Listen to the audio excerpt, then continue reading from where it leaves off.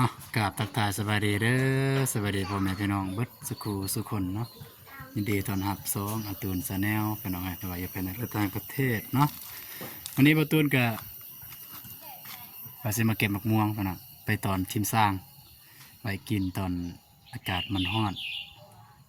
เนาะเราบ่มีเงินซื้อก็ไปเก็บของตัวเองนี่แหละเก็บของแม่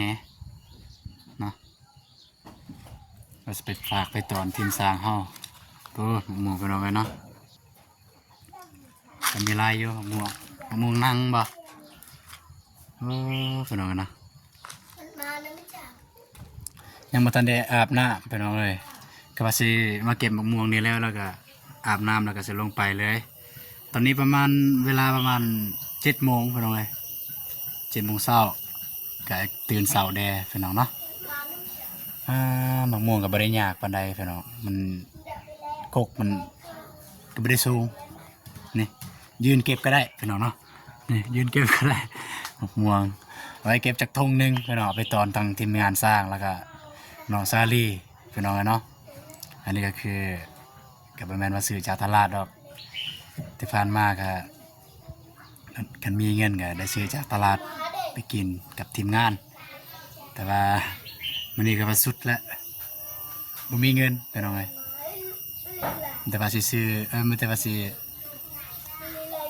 เก็บแต่กกนี่เลยสดๆเลยไปกินอยู่พุ่นพี่น้องเนาะ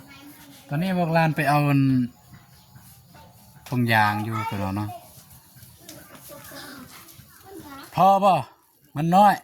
ไปเบิ่งทงใหญ่ทงใหญ่อันนั้นมันน้อยไป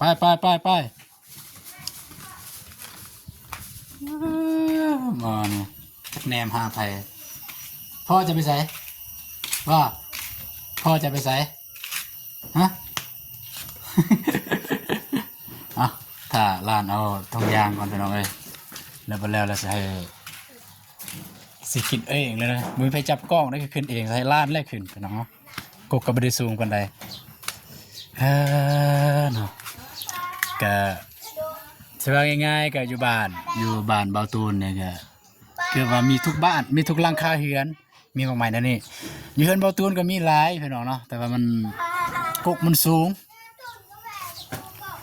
กันเอาไงอันนี้เป็นเฮือนของอ้ายกันเอาไงเฮือนของอ้ายแล้วก็อ้ายลูกป้าลูกลุงพี่น้องก็คือแม่ของอ้ายเนี่ยก็เป็นสายจังไรเนาะเอ็นจังไรเอ็นบอกเราว่านั่นแหละพี่น้องแม่นลูกเนาะตะกี้ก็สมัยยังอยู่บ้านเก่าฝนก็เฮือนอยู่น้ำกันพี่น้อง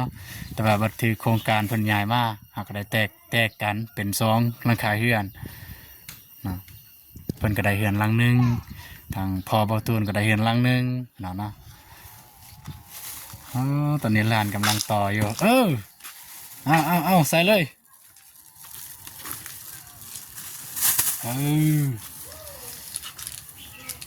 เยอะกันเลยถึงเลยระบายเด้อเอานั่นออกนี่ลาตัก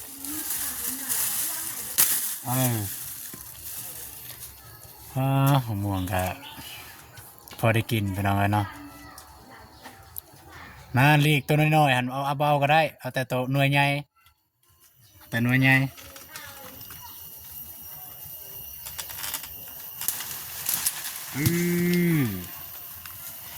เอาไปล่างจากเต็มมันนี่ก็พอแล้วทางทีมงานสร้างเขาเลยครัชเด้อเอาแต่หน่วยใหญ่เด้อบ้านไม่แต่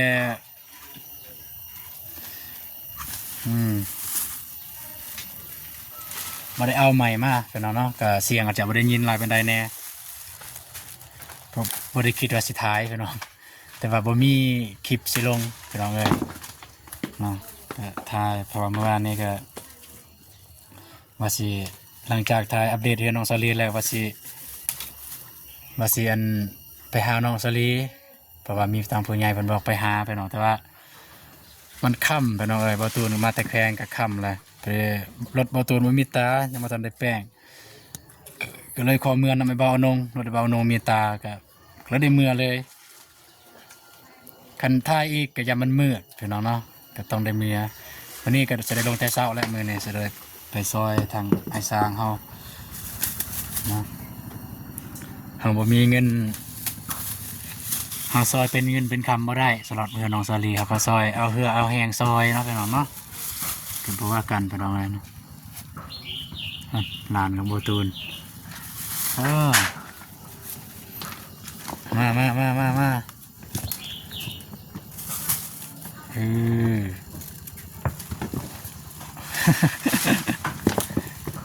อ่าพอแล้วมันลายแล้วสิกินเองเลยป่ะฮันพ่อตายแล้วสิกินเองเลยอันนี้เก็บเบ้างว้ายพี่น้องเอ้ยโอ้บ่ได้แล้วนี่พุ่นทำไมพุ่นน่าหน่วยใหญ่พุ่นกกพุ่นต่อไม่แป้นต่อโต้ไอ้แป้ไงกอมตอมต่อเด้หน่วยใหญ่กกพุ่นเป็นหน่วยใหญ่พี่น้องก็อยากป่นแต่ว่ามะม่วงนี่มันได้พี่น้องเอ้ยไม่ได้ส้มมันพอแล้วลายแล้วมายัดใส่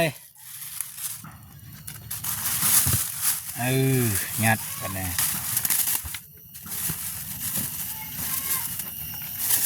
บัลเลยอะ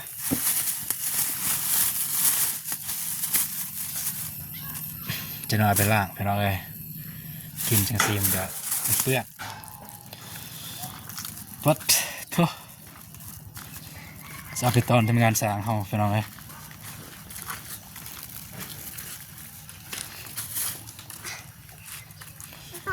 ขอบใจเด้อนบไหมนบขอบใจบอเป็นยังไม่เปขอบใจเด้อไม่เปบอเป็นยังขอบใจเด้อ ลานบอตื่นพี่น้องเอ้ยโอ้เนาะเนาะพี่น้องแกได้มานี่ก็จะได้รีวิวให้เบิ่งเลยทางเฮือนของบาวตูนป๊อดมีแต่ขี้หินป๊อดโถพี่น้องกระป๋อมเหี้ยตัวเหี้ยนี่พี่น้องเอ้ยนี่ตัวเหี้ย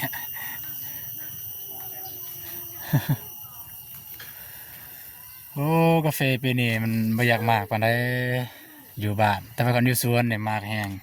อันนี้คือมากาแฟเด้อพี่น้องเลยนะมันก็มีกกมากแน่กกบ่มากแน่พี่น้องเนาะแต่วันนี้มันอยากโดนแล้วเนี่ยได้10 ปีแล้วกกอันเนี้ย7-8 ปีแล้วนะประมาณนั้นแหละเพราะว่า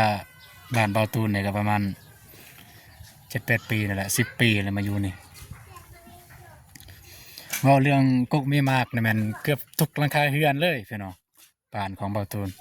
ก็คือบ้านห้วยดำไม้เมืองท่าแตงเชียงเซกองนะพอได้มาลินมาเที่ยวก็จะมาเห็นคาเฟ่ติแตนบ้านเนี่ยติแตนบ่มีดินพี่น้องเนาะเพราะว่าดินเป็นดินมีจำกัดเพราะนั้นว่าดินมีจำกัดแล้วก็พอได้มีดิน3 เฮกตาร์หนึ่งถ้าว่าอยู่ได้แหละพี่น้องก็คือของเบาตูนเนี่ยบ่มีพี่น้องคืออยู่ได้แนวใดคันเฮกตาร์หนึ่งก็คือแบบกาแฟมันงามพี่น้องบ่หาใส่ปุ๋ยมันตั้งงามเองเพราะว่าเป็นดินเป็นว่าขอบเขตดินเนี่ยเป็นดิน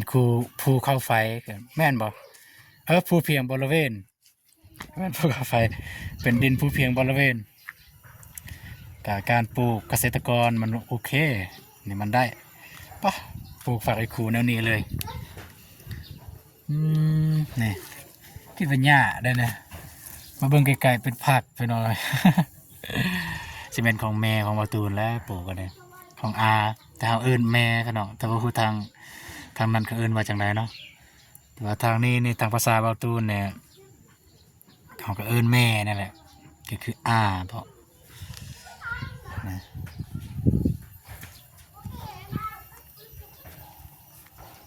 ประมาณนี้อ่า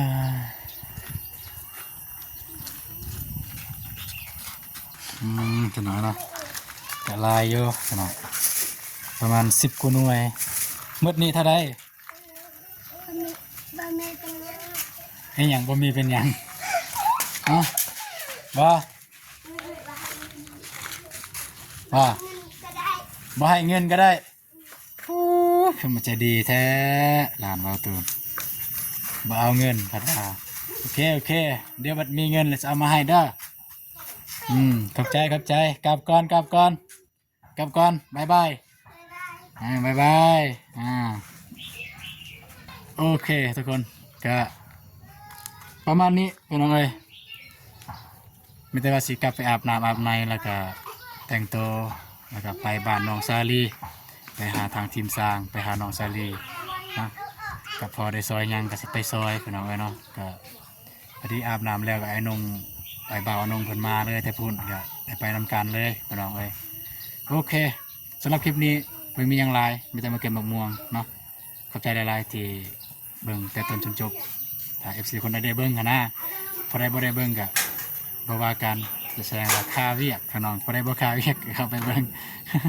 โอเคมันจะไปเจอกันในวันทองวายพี่น้องคลิปนี้ขอจบเพียงเท่านี้พี่น้องเนาะบ๊ายบายเนาะโอเคไป